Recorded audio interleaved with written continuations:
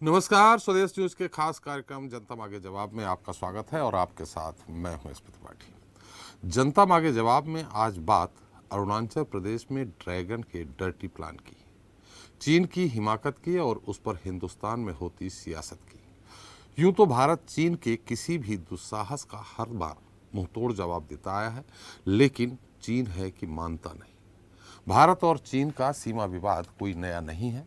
दोनों देशों के बीच विवाद की वजह 3,440 किलोमीटर लंबी सीमा है, जिसको लेकर दोनों देशों के अपने अपने दावे हैं।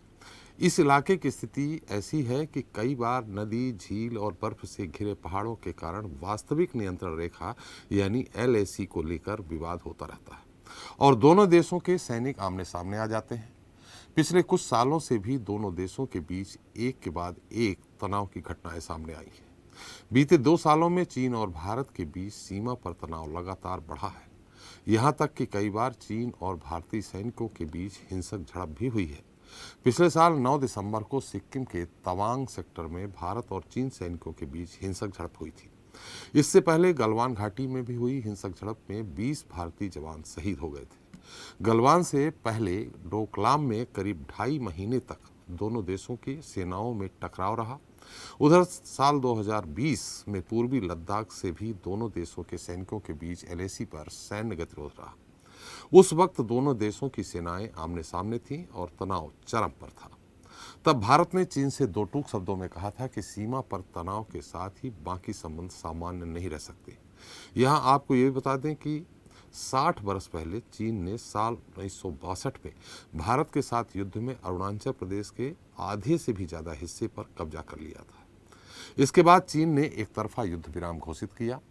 इसके बाद से ही चीन अरुणाचल प्रदेश की दक्षिणी तिब्बत का इलाका मानता आया है और तिब्बती धर्मगुरु दलाई लामा से लेकर भारतीय प्रधानमंत्री के अरुणाचल दौरे पर आपत्ति भी जताता रहा है। चीन ने 2009 में प्रधानमंत्री मनमोहन सिंह और 2014 में PM मोदी के दौरे पर भी आपत्ति जताई थी। अब ऐसे में क्या ये माना जाए कि चीन अपनी हरकतों से बाज नहीं आएगा और चीन की चालाकी पर हिंदुस्तान का अगला कदम क्या होना चाहिए? इसी मुद्दे पर जनता मांगे जवाब में चर्चा करेंगे। ड्रैगन का डर्टी प्लान, ये भी लंबा है।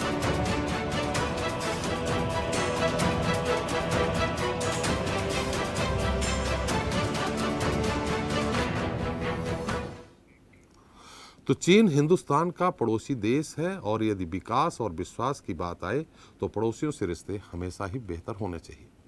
लेकिन चाइना भारत को जब तब आंख दिखाता रहता है। ऐसा नहीं कि उसे उसका जवाब नहीं मिलता, लेकिन जवाब एक लाइन में नहीं बल्कि लाइन के पार होना चाहिए। दरअसल चीन ने सोमवार को अरुणाचल प्रदेश की 11 जगहों के नाम बदले थे।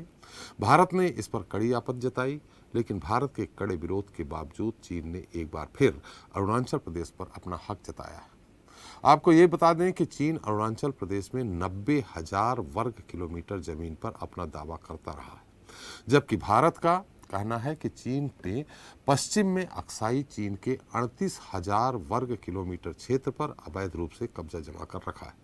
लेकिन अब एक बार फिर अरुणाचल प्रदेश की 11 जगहों के चीन के नाम बदले हैं। ये पहली बार नहीं है। इससे पहले भी साल 2017 में 6 जगहों के और फिर 2021 में 21 जगहों के नामों को अपने हिसाब से बदले थे। अब नाम बदलने की इस कार्रवाई को चीन का दावा मजबूत करने के लिए उठाए गए कदम के रूप में देखा जा रहा है। तो वहीं भारत चीन के इस तरह के कदमों को सिरे से खारिज करता रहा है। इस बार भी भारत ने चीन के इस प्रयास को सिरे से खारिज किया है। भारत के विदेश मंत्रालय का दावा है कि अरुणाचल प्रदेश हमेशा से भारत का हिस्सा है और हमेशा भारत का अभिन्न अंग रहेगा। नए नाम रखने के प्रयासों से सच्चाई नहीं बदलेगी। उधर चीन की चाल पर हिंदुस्तान को अमेरिका का भी साथ मिला। अमेरिका ने कहा कि वह अरुणाचल प्रदेश को भारत के अभिन्न अंग के रूप में मान्यता देता है और क्षेत्रीय दावों के तहत स्थानीय इलाकों को जो नाम बदले गए हैं, ऐसे किसी भी एक तरफा प्रयास का कड़ा विरोध करता है। अब ये तो हुई सीमा विवाद की बात, लेकिन इसके दूसरे पहलू पर नजर डालें तो सीमा पर तनाव के बीच चीन से आयात कम करने के दबाव के बावजूद भारत और चीन के बीच व्यापार लगातार रिकॉर्ड स्तर पर जा रहा है।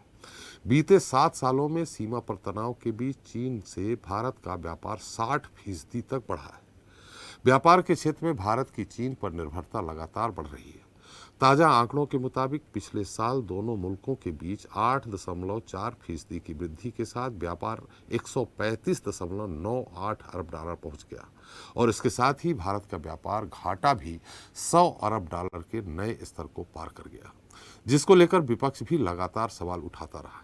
उधर कांग्रेस नेता जयराम रमेश ने चीन के अरुणाचल की जगहों के नाम बदलने का जिम्मेदार प्रधानमंत्री नरेंद्र मोदी को ठहराया है। कहा है कि पीएम मोदी ने जून 2020 में चीन को क्लीन चिट दे दी थी, अब हमें उसकी कीमत चुकानी पड़ रही। अब सवाल यही है कि क्या चीन अपनी चालाकी से कभी बाज नहीं आएगा? चीन पर दबाव बनाने के लिए भारत का क्या रुख अपनाना चाहिए? क्या चीन से व्यापारिक संबंधों को लेकर भारत की अपनी मजबूरियां हैं या फिर कुछ और?